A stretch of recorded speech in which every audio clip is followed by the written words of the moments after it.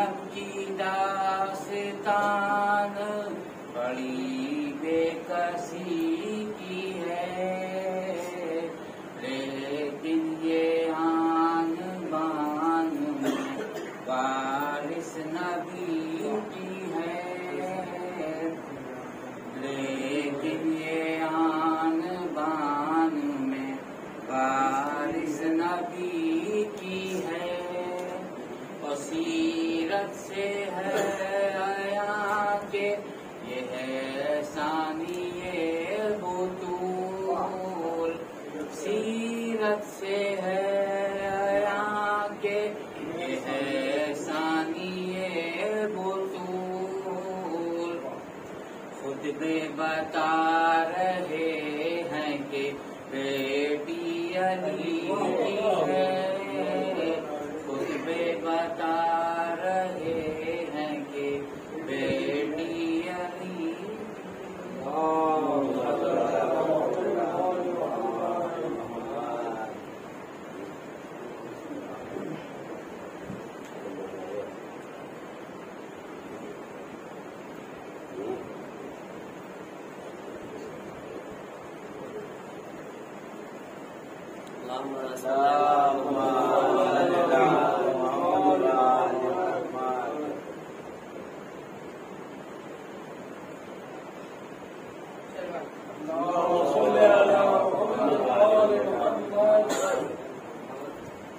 اختیار کتنا وسیع و بلند ہے، یہ اختیار کتنا وسیع و بلند ہے، سارا جہاں حسین کی مٹھی میں بند ہے، بدلا ہے کربلا میں تقاضائے انقلاب، بدلا ہے کربلا میں تقاضائے انقلاب، نیزے پہ اب جو سر ہے وہی سر بلند ہے، نیزے پہ اب جو سر ہے وہی سر بلند ہے، ایوان انبساط پہ جنت نہ کر تلاش، ایوان انبساط پہ جنت نہ کر تلاش، یہ تو غم حسین کے آنسو میں بند، یہ تو غم حسین کے آنسو میں بند۔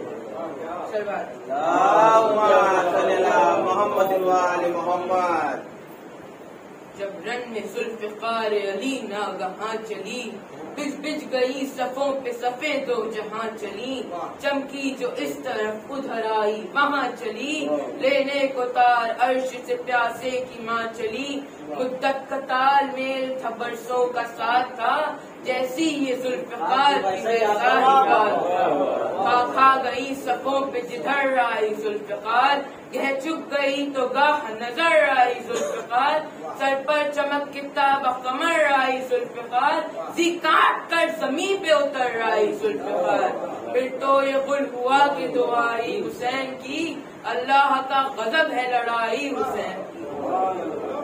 سلوات محمد محمد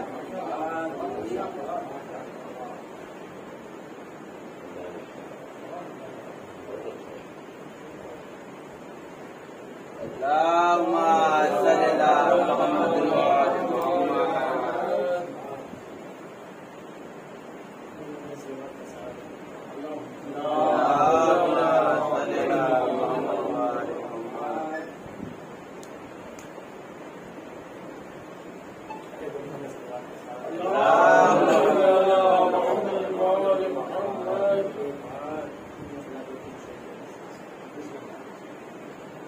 کس قدر تھا کربلا میں دبدبا عباس کا،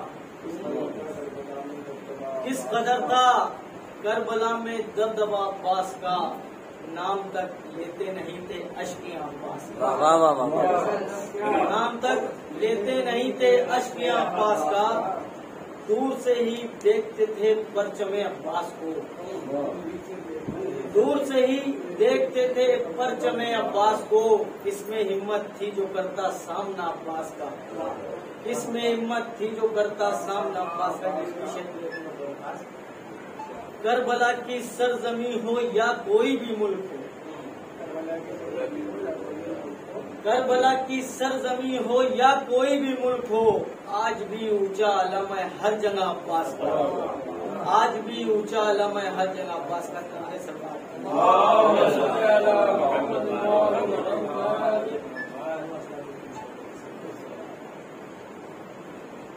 کہ جاگتی آنکھوں نے جب فرش ازا کا دیکھا، جاگتی آنکھوں نے جب فرش ازا کا دیکھا، ایسا محسوس ہوا کہ خلد کا نقشہ دیکھا، ایسا محسوس ہوا کہ خلد کا نقشہ دیکھا۔ غم شبیر میں کیا پوچھتے ہو کیا دیکھا، غم شبیر میں کیا پوچھتے ہو کیا دیکھا، ہر طرف ماہ محرم کا اجالا دیکھا، ہر طرف ماہ محرم میں اجالا دیکھا۔ ارے سلوات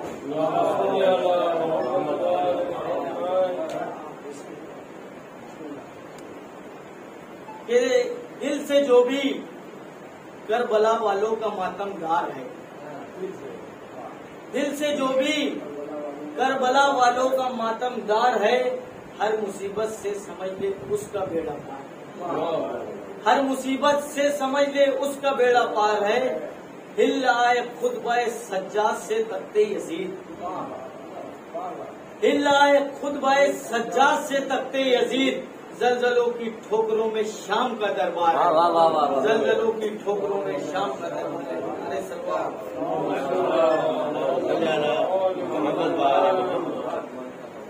نعرہ حیدری،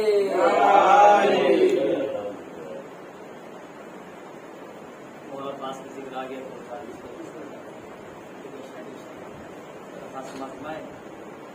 کہ عباس کی نگاہ میں کیا فوج شام ہے، عباس کی نگاہ میں کیا فوج شام ہے، عباس مرتضیٰ کی تمنا کا نام ہے، عباس مرتضیٰ کی تمنا کا نام ہے۔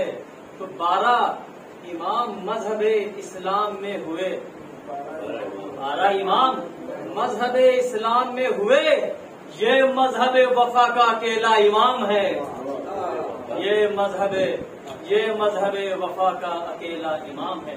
درود بھیجیں آپ چھوٹی شرارتی کے حوالے سے سماعت سنائیں، دو قطار جلدی تھی درخواست سماعت سنائیں کہ زمان کی تیغ سے جو وار کر گئی زینب، زمان کی تیغ سے جو وار کر گئی زینب، ہر ایک لفظ کو تلوار کر گئی زینب، ہر ایک لفظ کو تلوار کر گئی زینب، تو یزیدیت کو کچل کر یزید کے گھر میں دلوں کو شے کا آزادار کر گئی زینب، یزیدیت کو کچل کر یزید کے گھر میں دلوں کو شے کا آزادار کر گئی زینب۔ ایک درود پر سالت ہے صاحب اشارت ہے کہ ملتا یوں نہیں کوئی سہارا یزید کو، ملتا یوں نہیں کوئی سہارا یزید کو، زینب نے اس طرح سے اجاڑا یزید کو، زینب نے اس طرح سے اجاڑا یزید کو۔ انشاءاللہ ہم ملازمہ محسوس کریں گے، زینب نے اس طرح سے اجاڑا یزید کو، تو خاتون جنگ کر نہیں سکتی ہے اس لیے انشاءاللہ کہ خاتون جنگ کر نہیں سکتی ہے اس لیے خطبوں کی ذوالفقار سے مارا یزید کو، خاتون جنگ کر نہیں سکتی ہے اس لیے خطبوں کی ذوالفقار سے مارا یزید کو، خطبوں کی ذوالفقار سے۔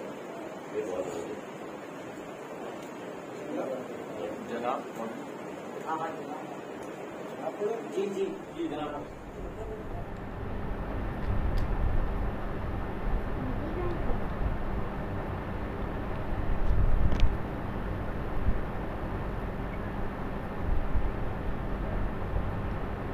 فاتحہ۔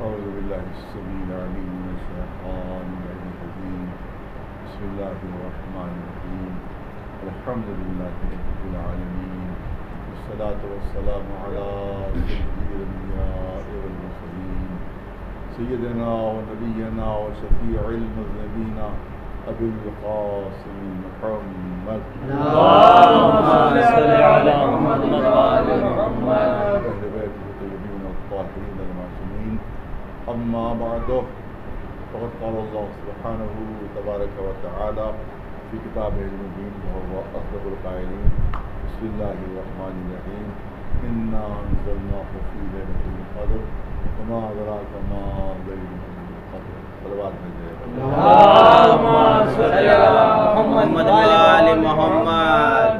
مشہور معروف سورہ قدر جس کو سورہ اللہ کے نام سے جاتے ہیں، اس کا ابتدائی جز آپ کے سامنے پیش کیا. اس میں اعلان ہو رہا ہے کہ ہم نے اس قرآن کو انا انزلناہ فی لیلۃ القدر، ہم نے اس قرآن مجید کو شب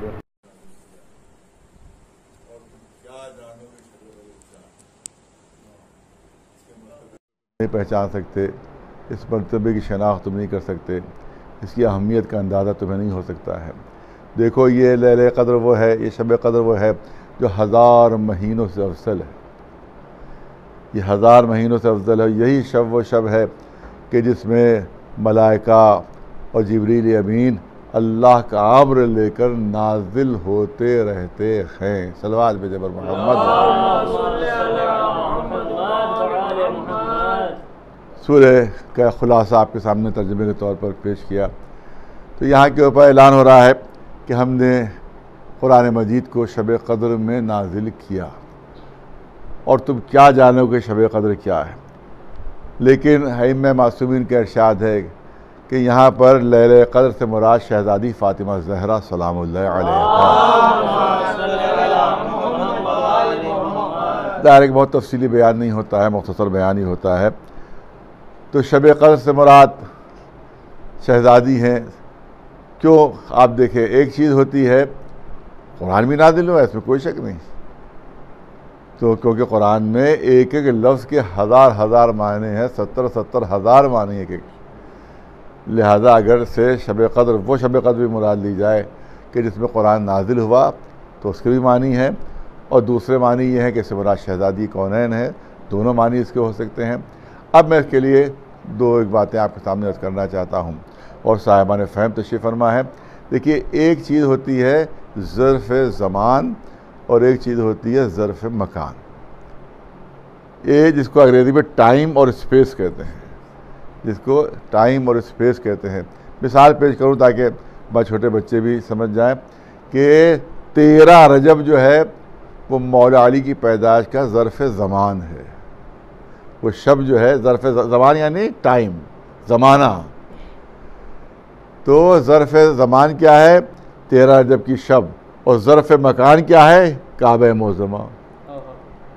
جہاں پیدا ہوئے وہ ظرف مکان ہے، اور جس شب میں پیدا ہوئے وہ شب ظرف زمان ہے. یعنی ٹائم وہ ہے، اسپیس وہ ہے. تو اب آپ دیکھیں کہ قرآن 2 ہیں، قرآن صامت بھی ہے، قرآن ناطق بھی ہے. تب مجھے یوں کہنے دیجئے کہ قرآن صامت کا ظرف زمان شب قدر ہے، اور قرآن ناطق کا ظرف مکان فاطمہ زہرا سلام اللہ علیہا. صلوات بھیجے محمد. تو یہ اس کی تفسیر اس طرح سے علماء نے کی ہے کہ میں نے آپ کے سامنے عرض کی. تو اس کا مطلب ہے کہ شب قدر جو ہے وہ 1000 راتوں سے نہیں، کبھی ٹرانسلیشن کر دیا جاتا ہے کہ 1000 راتوں سے افضل. 1000 راتوں سے نہیں، 1000 مہینوں سے افضل ہے. ایک رات جو ہے وہ 1000 مہینوں سے افضل ہے، 1000 مہینوں سے افضل ہے. تو اب یہاں کے اوپر سوال یہ ہوتا ہے، یہ 1000 مہینوں کی قید کیوں لگا دی؟ یہ 1000 مہینوں کی شرط کیوں لگا دی؟ 1500 مہینے کیوں نہیں کہا؟ 500 مہینے کیوں نہیں کہا گیا؟ 2000 مہینے کیوں نہیں کہا گیا؟ 70,000 مہینے کیوں نہیں کہا گیا؟ عام طور سے 40 کا لفظ جو ہے عام طور سے زیادہ استعمال ہوتا ہے، 70 کا زیادہ استعمال ہوتا ہے. تو اس طرح سے استعمال ہونا چاہیے تھا. یہاں 1000 مہینے کیوں؟ تو آپ توجہ رہے کہ اس کی جو شان نزول ہے اس سے آپ کو اندازہ ہو جائے گا کہ حضور سرور کائنات محمد مصطفیٰ صلی اللہ علیہ وسلم خواب میں دیکھا کہ ان کے ممبر کے اوپر بندر اچک رہے ہیں. ان کے ممبر کے اوپر بندر اچک رہے ہیں. بیدار ہوئے، ظاہر کے پریشان ہو گئے. جبریل نازل ہوئے اور جبریل سے کہا کہ میں نے ایسا خواب دیکھا ہے. تو جبریل نے کہا کہ بارگاہ الہی سے پیغام لے کر آئے ہیں کہ پریشان نہ ہوئیے، اور کیونکہ آپ کا زمانہ گزرنے کے بعد بنی امیہ اس منبر پر آ جائیں گے اور ان کی حکومت قائم ہو جائے گی. تو اب ظاہر ہے کہ رسول اللہ کے لیے بھی پریشانی کی بات تھی کہ وہ بنی امیہ آ جائے میرے منبر کے اوپر. تو اب قدرت نے رسول اللہ کی دل کی تسکین کے لیے کہا کہ دیکھیے ہم نے آپ کو اور آپ کی اولاد کو شب قدر دے دی ہے. نہیں توجہ ہے. اور یہ 1000 مہینوں سے افضل ہے, 1000 مہینوں سے افضل ہے. بنی امیہ کی جتنی سلطنت کی اور حکومت کی جو پورا دور ہے اور پورا زمانہ ہے, ان برسوں کو اگر مہینوں میں تبدیل کیا جائے, ان برسوں کو اگر مہینوں میں تبدیل کیا جائے تو ایگزیکٹلی 1000 مہینے نکلتے ہیں. ایگزیکٹلی 1000 مہینے نکلتے ہیں. جو بنی امیہ کی حکومت کا زمانہ ہے وہ 1000 مہینے کا زمانہ ہے. گویا رسول کو تسلی دی جا رہی ہے کہ حکومت بنی امیہ کو لے جانے دیجئے, دنیا لے جانے دیجئے, خزانے لے جانے دیجئے, لیکن ہم نے تو آپ کے لیے شب قدر رکھ دی ہے. ان کی حکومت ایک طرف ہے, شب قدر ایک طرف ہے. ایک صلوات بھیجے محمد. اور بھی مسئلے اس سے حل ہوتے ہیں. اور وہ مسئلہ کیا حل ہوتا ہے؟ آپ دیکھیں کہ جو یہ کچھ لوگ ہیں جو حضور سرور کائنات محمد مصطفیٰ صلی اللہ علیہ وسلم کے لیے کہ عجیب و غریب نظریہ ایک رکھتے ہیں, اور وہ ہے مسلمانوں واقعی نظریہ ہے کہ رسول میں اور ہم میں کوئی فرق نہیں ہے. رسول میں اور ہم میں کوئی فرق نہیں ہے, اور رسول جو ہے وہ بالکل ہمارے ہی جیسے ہیں. یہ ہے ایک فرقہ, مختصر اگرچہ ہے فرقہ لیکن پھر بھی ہے فرقہ, اور حکومت کی سپورٹ حاصل ہے, ان کی دولتوں کی سپورٹ حاصل اس کو, جس کی وجہ سے بڑے بڑے دولت مند جو ہے وہ سب اس فرقے سے متعلق ہو جاتے ہیں. تو ان کا کہنا یہ ہے کہ بھئی سب اللہ کی مخلوق ہے, ہم بھی اللہ کی مخلوق, رسول اللہ بھی اللہ کی مخلوق. وہ بھی کھاتے پیتے تھے, ہم بھی کھاتے پیتے ہیں, وہی بازاروں میں چلتے تھے, ہم بھی بازار میں چلتے ہیں, انہوں نے بھی شادی کی, ہم بھی شادی کرتے ہیں, ان کی بھی اولادیں, ہم بھی اولادیں, ہم میں ان میں کیا فرق ہے؟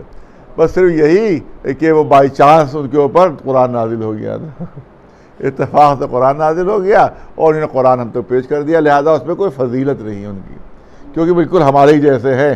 ہمارا خالق بھی اللہ, ان کا خالق بھی اللہ, ان کے بھی بابا آدم ہے اور ہمارا بھی باپ جو ہے آدم ہے, ہمیں ان میں کیا فرق ہے؟ تو یہ سورہ مبارکہ جو ہے وہ اس کی اس عقیدے کی بہترین اس کے خلاف دلیل ہے.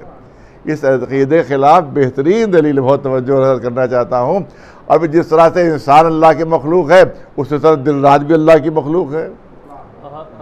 دن بھی اللہ کی مخلوق ہے, رات بھی اللہ کی مخلوق ہے. تو اب جب دن و رات اللہ کی مخلوق ہے تو دن میں کوئی فرق ہونا چاہیے, نہ رات میں کوئی فرق ہونا چاہیے. تو پھر یہ بتاؤ کہ جمعہ جو ہے وہ دنوں کا سردار کیسے بن گیا؟ ایک صلوات دے.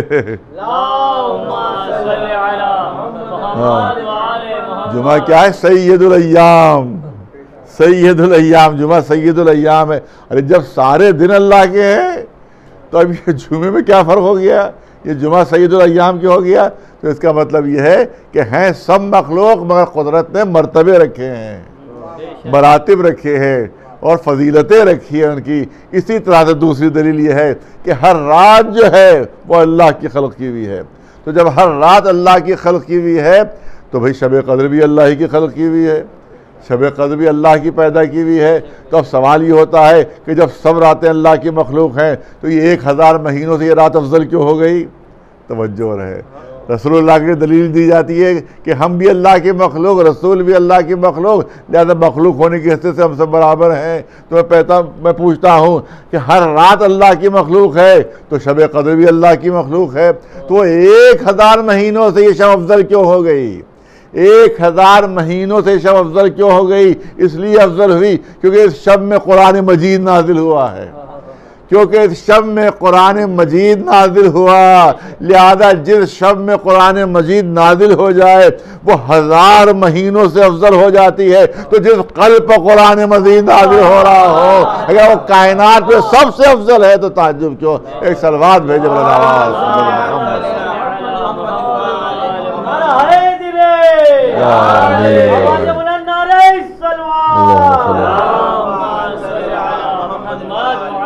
تنزل الملائکۃ والروح.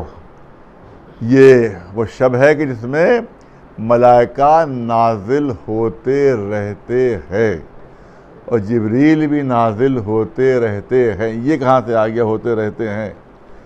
دیکھیے عربی زبان میں جو ہے خصوصیت ہے. آپ دیکھیں اردو میں کیا ہے کہ پاسٹ ہے، پریزنٹ ہے اور فیوچر ہے. کوئی جملہ یا پاسٹ میں ہوگا یا پریزنٹ میں ہوگا یا فیوچر میں ہوگا.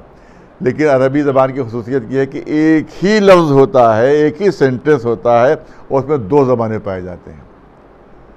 اس میں دو زمانے پائے جاتے ہیں. وہ اس کو مضارع کا صیغہ کہتے ہیں.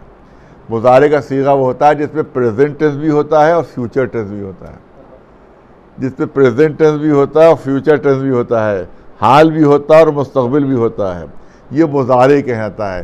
لہذا یہاں کے اوپر اگر یہ ہوتا کہ شب قدر میں ملائکہ نازل ہوئے تھے تو پاسٹ ٹینس ہونا چاہیے تھا. نزلت الملائکہ، ملائکہ نازل ہوئے تھے شب قدر میں، پاسٹ ٹینس میں.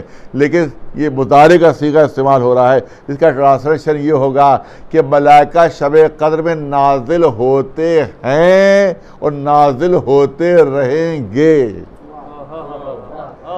یعنی جب تک قرآن مجید موجود ہے، جب تک قرآن میں سورہ انا انزلنا موجود ہے، جب بھی شب قدر آئے گی ملائکہ بھی نازل ہوں گے، جبریل بھی نازل ہوں گے. اور یہ کلام کرنے والا کون ہے؟ رسول نہیں ہے، اللہ ہے. اس کا مطلب یہ سلسلہ قیامت تک جاری رہے گا. ملائکہ بھی اللہ کا امر لے کر نازل ہوتے رہیں گے، جبریل بھی اللہ کا امر لے کر نازل ہوتے رہیں گے. اے مسلمان علماء، پبلک سے سوال نہیں، عوام سے سوال نہیں ہے، بلکہ مسلم علماء سے سوال ہے. یہ بتاؤ یہ ملائکہ کہاں آتے ہیں؟ دہلی کی جامع مسجد میں آتے ہیں یا لکھنؤ کے کسی مدرسے میں آتے ہیں؟ کہاں آخر یہ ملائکہ آتے ہیں؟ جبریل کہاں آتے ہیں؟ اور اعلان ہو رہا ہے کہ امر لے کر آتے ہیں، امر لے کر آتے ہیں. اس کا مطلب یہ ہے کہ آج بھی کوئی صاحب الامر موجود ہے اور قیامت تو کوئی صاحب الامر موجود رہے گا. ایک صلوات بھیجے بنا دعوات محمد والے.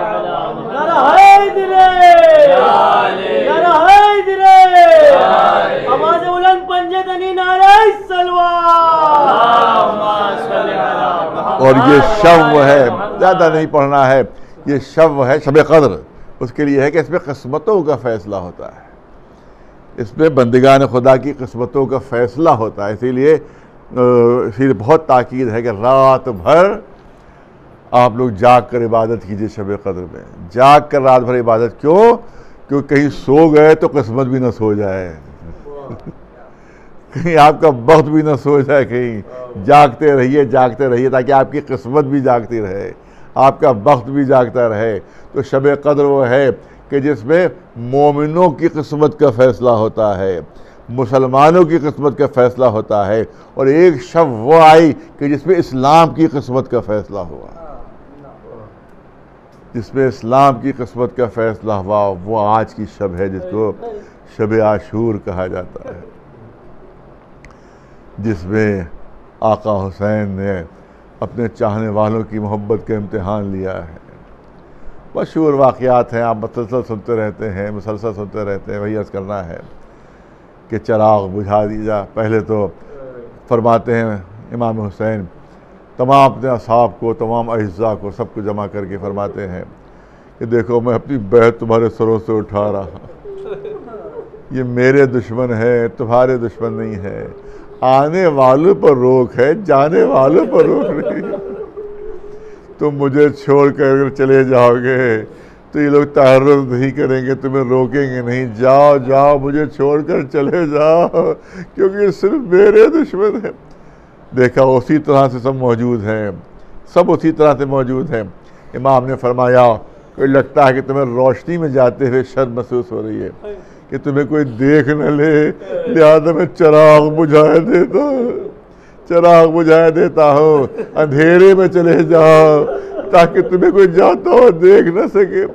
تھوڑی دیر بعد جو امام نے چراغ جلایا، دیکھا پروانے حسین اسی طرح سے موجود ہے، کوئی اپنی نگاہ سے ہلا نہیں، اپنی نگاہ سے جنبش بھی نہیں کی ہے.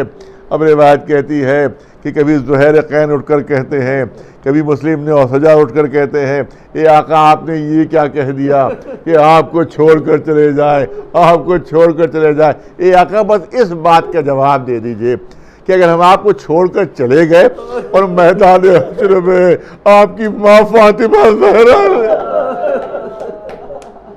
ہم سے پوچھ لیا کہ میرے لال حسین کو دشمنوں میں اکیلا چھوڑ کر کیوں چلے آئے تھے، آقا یہ بتا دیں کہ ہم آپ پھر جواب کیا دیں گے؟ زہیر قین کہتے ہیں آقا یہ 1000 دینار کی تلوار ہے، جب تک ہاتھوں میں تلوار چلانے کا دم ہے تلوار کے ذریعے آپ کی نصرت کروں گا، جب تلوار نہیں اٹھ پائے گی تو نیزے سے نصرت کروں گا، جب نیزہ بھی نہیں اٹھ پائے گا تو آپ کے دشمنوں پر پتھر ماروں گا۔ ایک زندگی کیا ہے 70 زندگیاں مل جائیں، مرنے کے بعد لاش جلا دی جائے، خاک ہوا میں بکھیر دی جائے، اس کے بعد دوبارہ زندہ کیا جائے تب بھی آپ ہی بن جاتے، آپ ہی کی نصرت میں اپنی جان نچھاور کریں گے۔ یہ شب وہ شب ہے کہ جس میں بہت سے واقعات ہیں۔ اسی شب میں امام حسین کچھ اشعار پڑھ رہے تھے، ایک غلام تلوار پر سیقل کرتا جاتا تھا اور امام کچھ اشعار پڑھ رہے تھے۔ امام زین العابدین نے وہ اشعار سنے، سمجھ گئے کہ بابا اپنے مرنے کی خبر دے رہے ہیں، اپنی شہادت کی خبر دے رہے ہیں۔ امام زین العابدین نے تو صبر کیا، مگر روایت کہتی ہے کہ یہی اشعار جب جناب زینب کے کانوں میں پڑے ہیں تو تڑپ کر وہ خیمے میں پہنچتی ہیں جس میں امام حسین ہے، آتی ہیں اور بے ہوش ہو کر گر پڑتی ہیں۔ حسین آگے بڑھے، زینب کا سر اٹھا کر اپنے زانو پر رکھا، مظلوم امام پانی کہاں سے لاتا، پانی کے عوض رخساروں پر حسین کے آنسو ٹپکنے لگے۔ زینب کو ہوش آیا، اے بہن زینب یہ آپ کا کیا حال ہو رہا ہے؟ آپ تو بے ہوش ہو گئیں۔ کہا بھیا آپ کی زبان سے ایسے حسرتناک اشعار مجھ سے برداشت نہیں ہو سکے۔ کہا اے بہن زینب آپ ہی کو سب کو سنبھالنا ہے، میری شہادت کے بعد آپ ہی سردار لشکر ہوں گی، آپ ہی سردار قافلہ ہوں گی، آپ ہی کو سب کو سنبھالنا ہے۔ کہا دل کو کیسے سنبھالوں؟ کہا آپ نے نانا کی وفات پر صبر کیا، باپ کی وفات پر صبر کیا، ماں کی شہادت پر صبر کیا، بھائی شہید ہوئے اس پر صبر کیا، جب میں بھی شہید ہو جاؤں تو اے بہن زینب صبر کرنا، دیکھو سر کے بال نہ کھولنا، دیکھو اگر تم بے چین ہو گئی تو زین العابدین کو کون سنبھالے گا، میری ننھی سی بچی سکینہ کو کون سنبھالے گا؟ جناب زینب فرماتی ہیں اے بھیا آپ نے سچ کہا، میں نے نانا کی وفات پر صبر کیا، مگر دیکھیے تو بابا علی موجود تھے، ماں فاطمہ زہرا موجود تھی، حسن حسین سے بھائی موجود تھے، مجھے صبر آ گیا۔ جب ماں دنیا سے رخصت ہوئی تو بہت تڑپی اور بہت بے چین ہوئی، مگر دل کو سنبھال لیا کہ ابھی علی سے باپ موجود ہے۔ لیکن جب علی کی شہادت ہوئی، بابا کی شہادت ہوئی تو صبر نہیں آ رہا تھا، مگر دل کو تسلی دے لی کہ ابھی حسن سا بھائی موجود ہے، ابھی حسین سا بھائی موجود ہے۔ اور جب حسن کے جگر کے ٹکڑے تجربے گرتے تھے صبر نہیں آ رہا تھا، مگر کسی نہ کسی طرح سے دل کو سمجھا لیا کہ ابھی تمہارا حسین جیسا بھائی موجود ہے۔ اے بھیا آپ بھی اپنی شہادت کی خبر دے رہے ہیں۔ ارے دل کو میں کیسے سنبھالوں؟ ایسا لگتا ہے کہ آج نانا کی وفات کا دن بھی ہے، ایسا لگتا ہے کہ مولا علی کی شہادت کا دن بھی ہے، ایسا لگ رہا آج ہی ماں بھی دنیا سے رخصت ہوئی ہیں، آج ہی بھیا حسن بھی شہید ہوئے ہیں۔ بس حضرت چند جملے عرض کرنا چاہتا ہوں۔ روایت کہتی ہے، ہلال ابن نافع روایت کرتے ہیں کہ میں نے دیکھا شب کا سناٹا تھا، شب کا سناٹا، مولا اپنے خیمے سے باہر نکلے اور ادھر دورہ کرنا شروع کیا، خیموں کے گرد گھومنا شروع کیا۔ وہ کہتے میں پیچھے پیچھے تھا کہ کسی خیمے سے آواز آئی، ہائے میری قسمت، ہائے میری قسمت۔ امام حسین اس خیمے میں داخل ہوئے، دیکھا ایک کنیز ہے جن کے سفید بال ہے سر کے، کمر جھکی ہوئی ہے، وہ کہہ رہی ہے ہائے میری قسمت، ہائے میری قسمت۔ امام نے کہا کہ ماں فضا یہ آپ کیوں فریاد کر رہی ہیں؟ کہ میری یہاں پر کوئی اولاد موجود نہیں ہے، تو میں آپ پر نشاور کرو. اب یہ حسین کا کردار ہے, یہ ان کے کردار کی بلندی. اے ماں فضا, یہ آپ کیا کہہ رہی, کیا میں آپ کا بیٹا نہیں؟ میں آپ کی طرف سے اپنی قربانی دوں گا. اس کے بعد ایک اور خیمے کے قریب پہنچے تو دیکھا ایک ماں ہے جو جھولا جھلا رہی ہے اور نوحہ پہنچتی جا رہی ہے کہ ہائے میرا بچہ اتنا کمزور ہے کہ گھٹنیاں بھی نہیں چل سکتا ہے. ارے میں کیا قربانی پیش کروں گی. حسین خیمے میں داخل ہوئے. اے رباب آپ کیا کہہ رہی ہیں؟ ارے آپ کا بیٹا ہی تو فاتح کربلا ہے. یہی تو میری مظلومیت کی سب سے بڑی دلیل ہے, یہی تو کربلا کو فتح کرے گا. کچھ اور آگے بڑھتے ہیں تو ایک خیمے سے کچھ گفتگو کی آواز آ رہی ہے. اب جب امام نے غور کیا تو دیکھا اندر جناب عباس موجود ہیں, جناب علی اکبر موجود ہیں. بس مجلس ختم ہو رہی ہے. جناب علی اکبر موجود ہیں, جناب قاسم موجود ہیں, جناب عباس موجود ہیں. یہ کہا کہ جناب علی اکبر کی آواز آتی ہے, اے چچا عباس میں پہلے جان دوں گا, میں پہلے جان دوں گا, کیونکہ اگر آپ شہید ہو گئے تو میرے بابا کی قبر جھک جائے گی, تو پھر لاشیں کیسے اٹھائیں گے, لہذا میں پہلے جان دوں گا. جناب عباس نے فرمایا, اے شہزادی آپ نے کیا کہہ دیا؟ ارے اگر آپ دنیا سے رخصت ہو گئے تو آقا کی آنکھوں میں نور چلا جائے, لہذا میں غلام کی حیثیت سے پہلے جان دوں گا. پھر جناب قاسم کی آواز آتی ہے, اے بھیا علی اکبر, اے چچا علی اکبر, نہ میرے بھیا علی اکبر پہلے جان دے گا, نہ میرے چچا عباس آپ پہلے جان دیں گے, کیونکہ اگر بھیا علی اکبر نے جان دے دی تو چچا کی آنکھوں کو نور چلا جائے گا, اور یہ چچا عباس اگر آپ نے جان دے دی تو میرے چچا کی قبر جھک جائے گی, مگر میں یتیم ہوں, نہ کسی کی قبر کی طاقت ہو, نہ کسی کی آنکھوں کا نور ہو, لہذا پہلے میں جان دوں گا. یہ سن رہا تھا, حسین تڑپ کر خیمے میں داخل ہوئے, قاسم کو سینے سے لے جا لیا. اے میرے بچے قاسم, ارے میرے ہوتے ہوئے تیری زبان پر ایسے جملے آ رہے ہیں. بس ہزاروں مجلس ختم ہو رہی ہے. ہلال ابن نافع کہتے ہیں کہ میں پیچھے پیچھے امام کے تھا.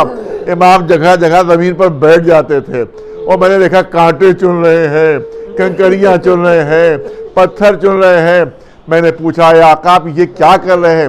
کہا یہ وہ جگہ ہے جہاں میرے دل کے ٹکڑے زخمی ہو کر گریں گے. میں وہاں سے کانٹے ہٹا رہا ہوں, میں وہاں سے پتھر اور کنکریاں ہٹا رہا ہوں کہ میرے بچے بہت زخمی ہو گئے, کانٹا نہ چم جائے, کسی کنکری سے کوئی اذیت کیوں نہ ہو جائے. جگہ جگہ بیٹھ کر وہ کنکریاں اور کانٹے چن رہے تھے. یہ کہہ کہ نشیب کے قریب پہنچے, جیسے اس نشیب کے قریب پہنچے فوراً نافع کہتے مجھ سے کہا, اے نافع منہ پھیر لیجیے, آپ اپنی پشت ادھر سے کر لیجئے. کہا آقا یہ آپ کیوں کہہ رہے؟ کہا وہ نشیب آ گیا ہے کہ جس میں میں شہید ہوں گا. تو کہتے نافع پھر آپ یہ کیوں فرما رہے ہیں کہ میں اپنا منہ پھیر لوں؟ حسین کہتے میں منظر دیکھ رہا ہوں, اس نشیب میں میری ماں فاطمہ زہرا اپنے بالوں سے زمین کے کانٹے صاف کر رہی ہے کہ یہی لال جب گرے گا میرا لال تو کوئی کانٹا نہ چم جائے. ادادار شہزادی چاہتی تھی کہ حسین کے کانٹا بھی نہ چمے, مگر تاریخ کربلا کہہ رہی ہے کہ جب حسین گھوڑے سے زمین پر گرے ہیں تو جس میں اتنے تیر لگے ہوئے تھے کہ پورا جسم تیروں پر معلق ہو گیا تھا. عزادارو, اب میں اس مصیبت کو آپ کے سامنے کیسے پیش کروں؟ میں مصیبت یہ پڑھ نہیں پاتا ہوں, صرف اشارے سے آپ کے سامنے پیش کرتا ہوں. حسین کا جسم تیروں پر معلق ہے, حسین کا جسم تیروں کا معلق ہے, شبر ملول خنجر لے کر آگے بڑھ رہا ہے. ارے جب تک حسین کا سر زمین سے نہ ملے اس وقت تک خنجر کام نہیں کر سکتا. لیکن ملعون دیکھ رہا ہے کہ حسین کا جسم تیروں پر معلق ہے. یہ ملعون آگے بڑھتا ہے, اپنا جسم پیر اپنا نجس پیر حسین کی پشت کے اوپر آہستہ آہستہ حسین کا جسم تیروں پر دبنے لگا. جب زمین تک جسم پہنچا ہے تب شیر کا خنجر چلا ہے. تب کسی منادی نے آواز دی ہے اللہ قتل الحسین بکربلا, اللہ ذبح الحسین بکربلا. فَيَعْلَمُ الَّذِينَ ظَلَمُوا أَيَّ مُنْقَلَبٍ يَنْقَلِبُونَ أَلَا لَعْنَةُ اللَّهِ عَلَى الْقَوْمِ الظَّالِمِينَ.